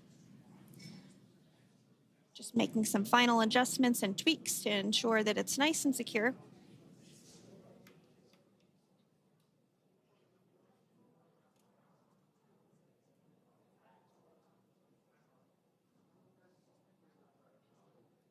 Once the spacecraft is seated and secured and oriented correctly in the nest, Dragon will be moved into the hangar located underneath that helipad that we saw earlier from the aerial views during recovery.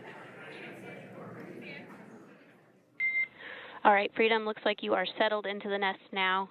Team is working through hypergol sweeps. Copy all.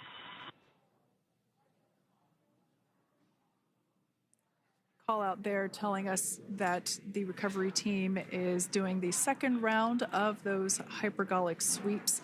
This helps ensure that everyone, all the recovery team members that are located basically right where this camera is located on, towards the forward end of the recovery vessel, that they will all be safe once the spacecraft is translated forward. So we're just doing some additional steps to make sure that the hypergolic propellant that is utilized for maneuvering the Dragon capsule while on orbit, making sure that none of those vapors are still present on the exterior of the capsule. That's right, and there are a variety of individuals on board the boat that help with recovery operations. Not only do we have the recovery personnel that you see here, but we also have a doctor that will check out the crew members as standard procedure. As with any spacecraft that is returning from space, we always perform a medical check with the crew. So you will see the crew come out of the capsule and be placed on stretchers, just like with the Soyuz landing and with all of our Dragon splashdowns, that is the nominal procedure.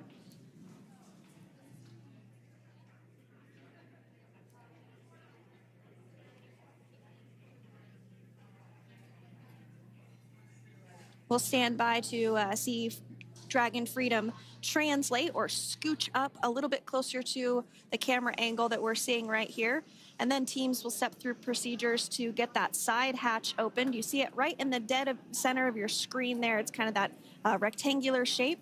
It has not been opened since since Crew-9, which include Nick Hague and Alexander Gorbanov, launched back in September from the Kennedy Space Center in Florida. So that will be the very first time that that hatch is opened.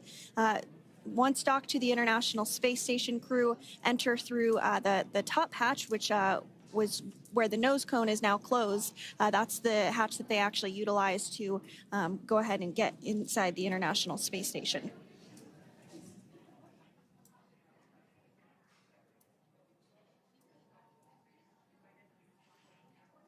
So as we get a little closer to that hatch opening procedure, you might start to see more individuals come into frame for some of that support.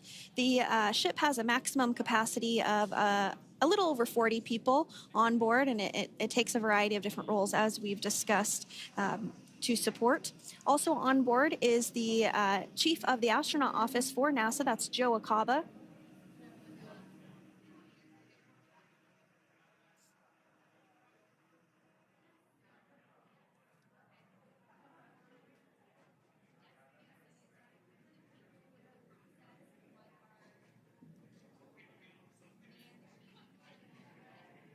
Now, while we are standing by for translation of the Dragon spacecraft to the platform there, the recovery platform that we see in the foreground, it is important to note that Nick, Sunny, Butch, and Alexander will be getting assistance from the recovery teams while exiting the spacecraft. This is the same process for any returning long-duration crew members. As you could imagine, returning to a gravity environment can wreak havoc on our vestibular system, which is responsible for maintaining balance and motion. Of course, safety is our #1 priority with this operation, so we'll see the crew members helped out of the spacecraft one by one, and they will be assisted the few feet to the medical quarters aboard the boat.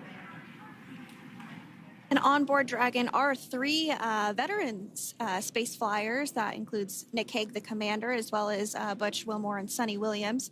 Alexander Gorbanov is completing his very first space flight on this mission, and he completed 171 days in space along with Nick Hague.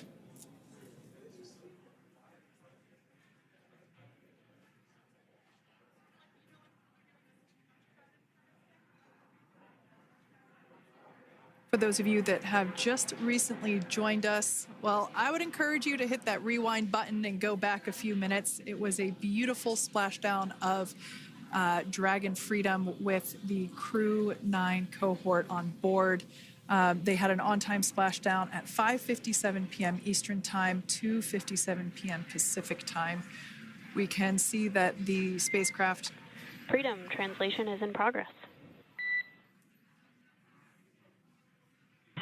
Copy, and seal it. We can see that spacecraft was successfully recovered from the ocean surface and is now being washed with fresh water, as obviously they splashed down in salt water. So we're trying to rinse off as much of that salt water as possible. And we can see the spacecraft continuing to move closer and closer to that recovery deck. Freedom, the crew is working on side hatch opening now. Expect hatch open in about 2 minutes. Okay, copy that. And Kira, just wanted to say that you guys, you and the team did an awesome job, both uphill and downhill. Just really, really impressed. Thank you. Thanks, Nick. It's been an honor. This is a pretty exciting moment coming up. We are working to open the side hatch. One thing that may not be obvious from, just looking at the spacecraft here is that this side hatch that we're about to open, the last time it was open was when this spacecraft was at the launch pad. This side hatch is what is used for initial capsule ingress and final capsule egress, but all comings and goings from the spacecraft while it is on board the space station are from the forward hatch, which is located at the top of the spacecraft under that nose cone. So this is a pretty exciting moment because it will be the crew's first breath of fresh air since boarding their ships at the start of their journeys last year. And the very first person that will have the opportunity to say hello to the crew once that hatch is open is a SpaceX medical recovery personnel representative. Then we'll see procedures take place to remove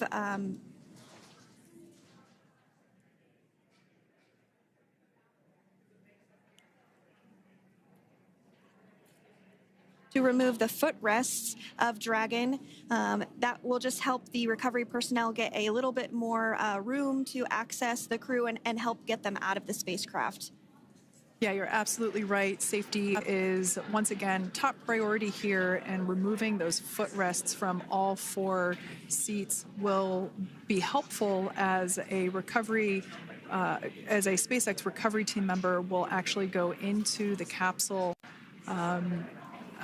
into Dragon Freedom to help the crew members unbuckle and stand up, and essentially we'll also see a fun little slide be put in place to help the crew members exit the spacecraft safely. So yeah, we're going to remove all 4 of those footrests to basically give a little bit more working room inside the spacecraft. That's right. And we did hear the go for that hatch opening, so we're just a couple minutes away from being able to see that. And then we might be able to get the chance to see a couple of views inside of the Dragon and see the crew following their splashdown. Now, opening that side hatch isn't quite like opening the door to your car. We have to depress the seal around the side hatch, as well as, we'll now see them open that side hatch up.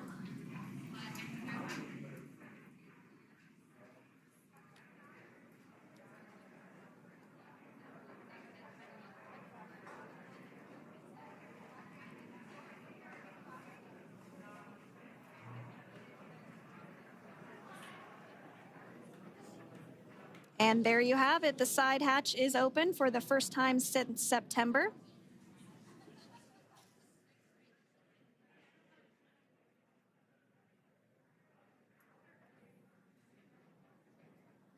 We can see some of the protective equipment there that was brought into frame that will help protect the edge of the side hatch, one from any potential damage. Oh, we can see the recovery crew member there taking photos of the side hatch seal. This is part of the standard operation for recovery. These photos will get saved into our procedure. We'll then install that protective frame around the side hatch. This helps to ensure that the side hatch itself, the edges of it, incur no damage while crew members are coming out from the spacecraft.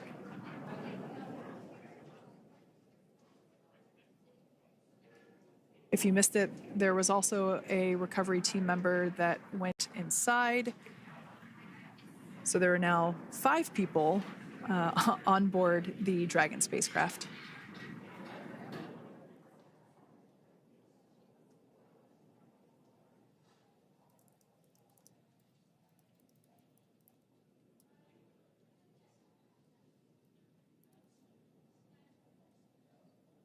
And if you are just joining us, it has not yet even been an hour since Crew-9 splashed down off the coast of Tallahassee, Florida at 2:57 p.m. Pacific time. The crew is now on board the recovery vessel Megan, and the hatch is open. The next major milestone that we'll see is when the crew will actually egress or exit the spacecraft. But before that, they'll continue to, the recovery personnel rather, will continue to install that protective area around the hatch and then remove the footrests. So we're a couple minutes away from seeing the crew egress, but not too long away.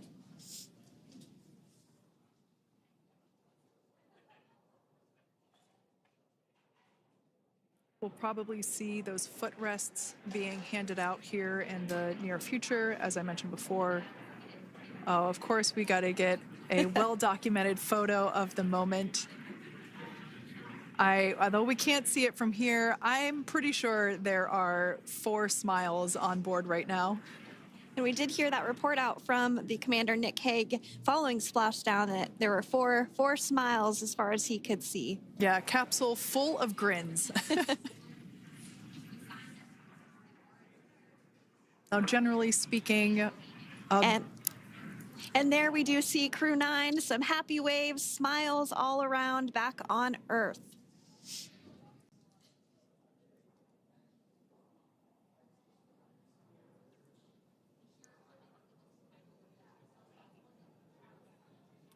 generally speaking, we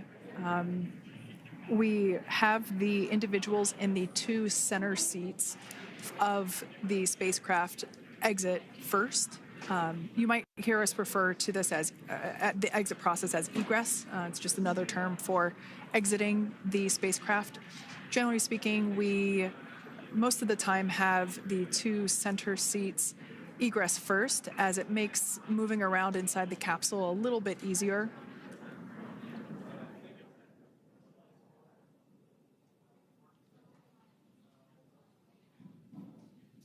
We can see the tablets that were previously located on the upper leg of the crew members. We can see those being handed out to the recovery team. Those were taken off prior to the entry phase, to spacecraft reentry. Those had to be stored and secured prior to dynamic operations.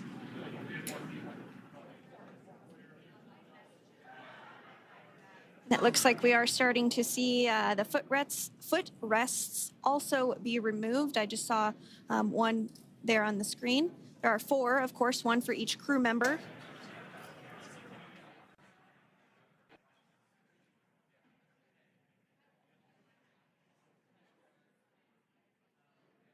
Those footrests are made out of carbon fiber and are actually sized appropriately for each crew member, as everybody has different measurements and different leg lengths. Same goes for the armrests and the bucket length of each seat. We size those appropriately for the crew members and to ensure their comfort and safety. I believe we just saw the little ramp that is used to help slide the crew members out from inside the spacecraft. And once the crew does exit Dragon Freedom, they will be placed on to a stretcher to go to a medical bay for medical checkouts. This is standard procedure for all Dragon spacecraft flights that splash down crewed, as well as for our Soyuz spacecraft that land in Kazakhstan.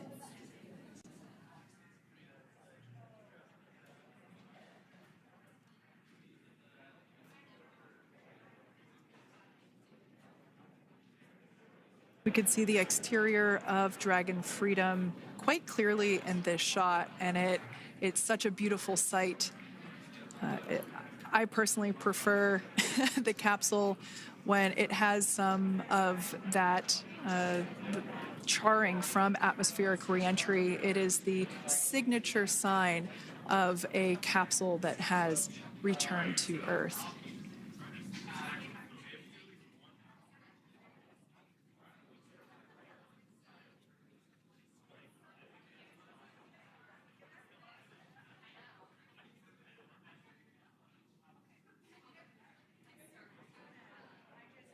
Continuing to stand by for our first crew member to egress or exit for Dragon Freedom following their splashdown at 2:57 p.m. Pacific time.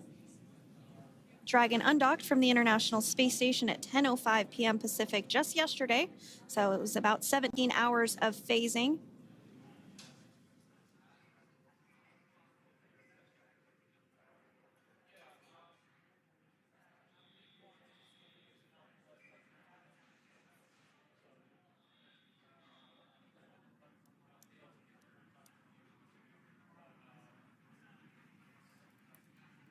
And while on board the International Space Station, Crew-9 contributed to 900 hours of science, over 150 research experiments and investigations, making great use of the microgravity lab of the International Space Station, which celebrates 25 years of continuous human presence this November.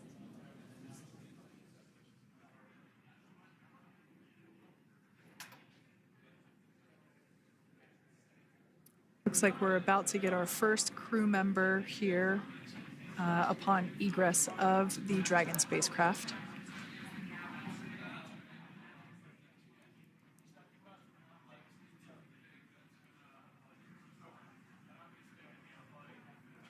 So we are standing by for that egress.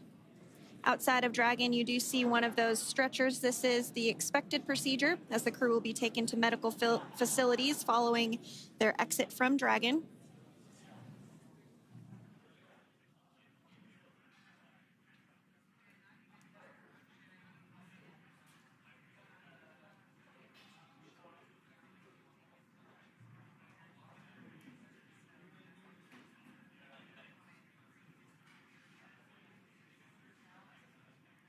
We can see folks on board clapping as our first crew member. And that is NASA astronaut Nick Hague, commander of Crew-9, now out of Crew Dragon Freedom.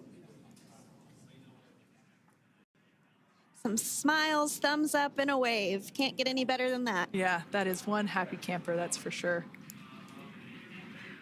As we said before, it is standard procedure for all of our long-duration crew members to receive assistance upon egressing from the spacecraft. We basically help them move off of the recovery deck and into the private medical quarters for their initial consultation with the SpaceX flight surgeon. So we'll see that take place for all 4 of our crew members today.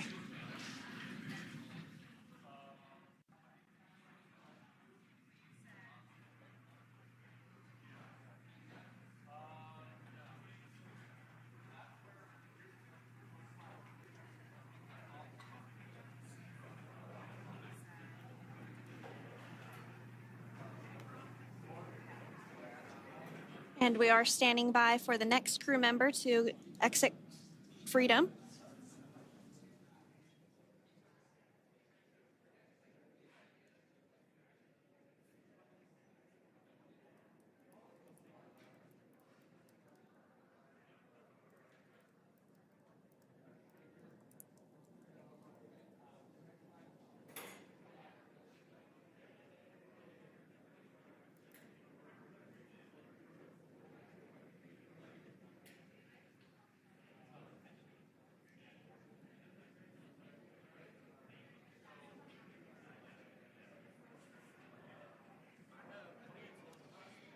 Next up out of the capsule, we expect Roscosmos cosmonaut Alexander Gorbanov.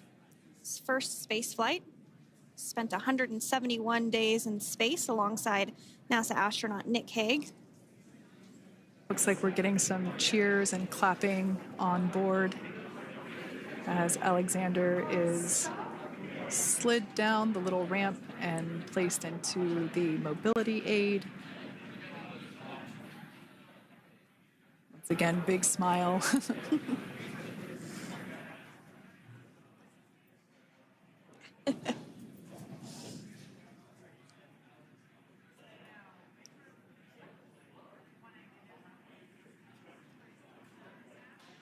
Now, the 2 crew members remaining in Dragon are NASA astronauts Sunita Williams and Butch Wilmore. They completed 286 days in space. One of the remaining footrests being removed from the Dragon spacecraft.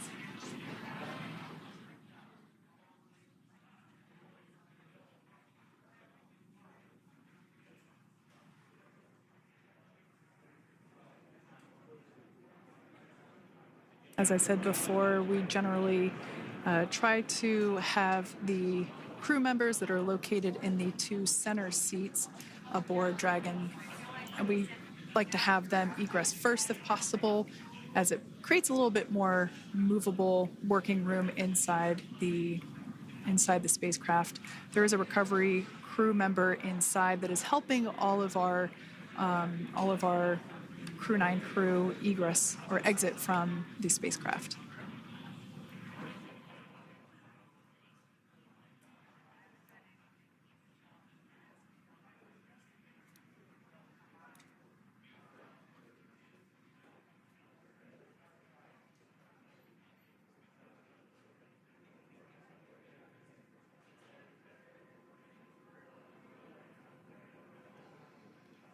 We are standing by for the next crew member to egress or exit Crew Dragon Freedom following the splashdown not even an hour ago at 2:57 p.m. Pacific time.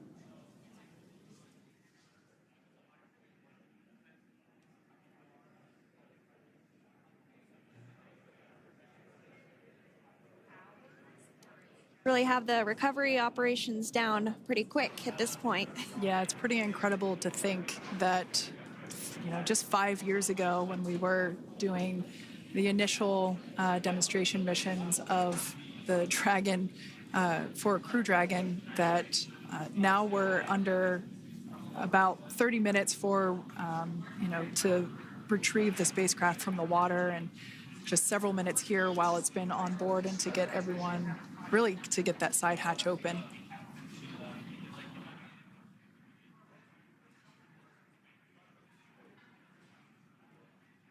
For those of you that have just recently joined, the Dragon had an on-time splashdown. It looks like we're getting our next crew member here. That is none other than Sunita Williams.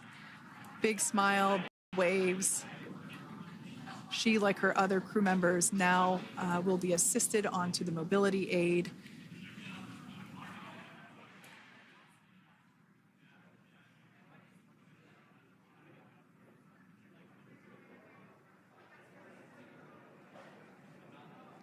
There we have it, some waves, some thumbs up, and some smiles. Definitely seems to be a theme among all recovery operations. Absolutely. And of course, that leaves NASA astronaut Butch Wilmore inside Dragon in seat 4.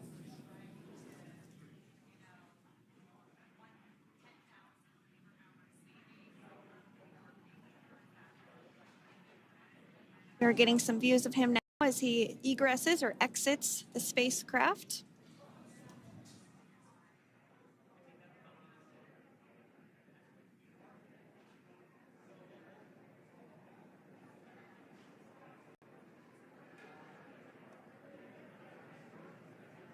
Once again, some elation and cheers there from Butch Wilmore. As we mentioned before, returning to Earth coming from a microgravity environment can wreak havoc on the body. So it is customary and just standard procedure for all of our long-term space residents to get assistance once they are back on board the recovery vessel.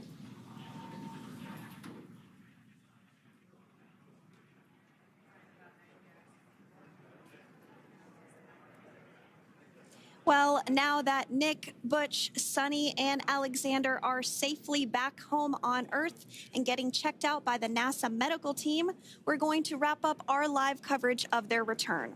The Crew-9 mission began a little differently than usual since Butch Wilmore and Sunny Williams were already aboard the space station when Nick Hague and Alexander Gorbunoff arrived on the Crew-9 spacecraft in September. Having arrived as the crew flight test crew for Starliner, Wilmore and Williams were fully incorporated into the space station's Expedition 72 team and began research and other work aboard the station along with the other crew members. Williams commanded the orbiting laboratory for much of the expedition. After a successful liftoff and separation from Falcon 9, Nick and Alexander made a short flight on board Dragon to the International Space Station. Veterans of long-duration space station missions, both Williams and Wilmore conducted spacewalks during their 9 months in space.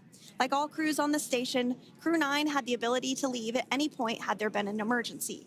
With their full duration mission coming to an end, the crew began packing up their personal items for their return to Earth about a week ago and worked through tasks and shared lessons learned with Crew-10 teams as they arrived a few days ago.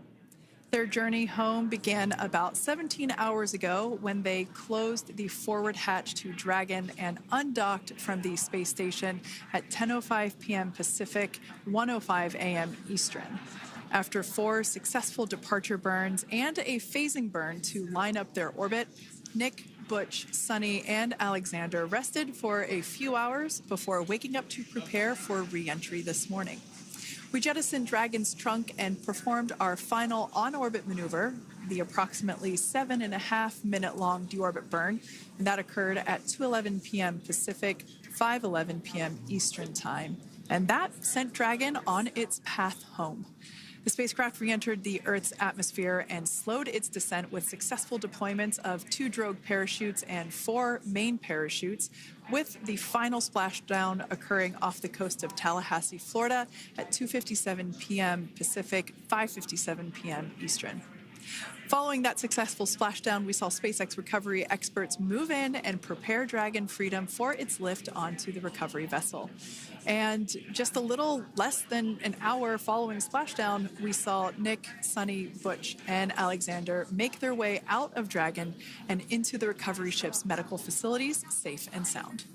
Next up, they'll catch a helicopter flight back to shore, where they'll transfer to aircraft that will take them home. The astronauts will take a NASA plane for the short flight back to Houston, where they'll be reunited with family and friends to bring an end to this mission. It's been an honor and a privilege to share their journey with all of you as we continue this new era in human spaceflight. Return today marks the end of the direct handover we executed after successfully launching the Crew-10 mission to the space station just last week on Friday, March 14th. Thank you, as always, for joining us for tonight's coverage of the splashdown of Crew-9. Remember to follow SpaceX on X and NASA online and on social media for updates for the very latest on crew and cargo flights to and from the International Space Station. And we'll continue to share the progress of Nick, Sunny, Butch, and Alexander on social media as they travel back home. We do also have a post-splashdown media briefing coming up at approximately 4:30 p.m. Pacific, 7:30 p.m. Eastern, where leadership will share a final update as we conclude this successful mission. So, from all of us at NASA and SpaceX, welcome home, Crew-9. So long.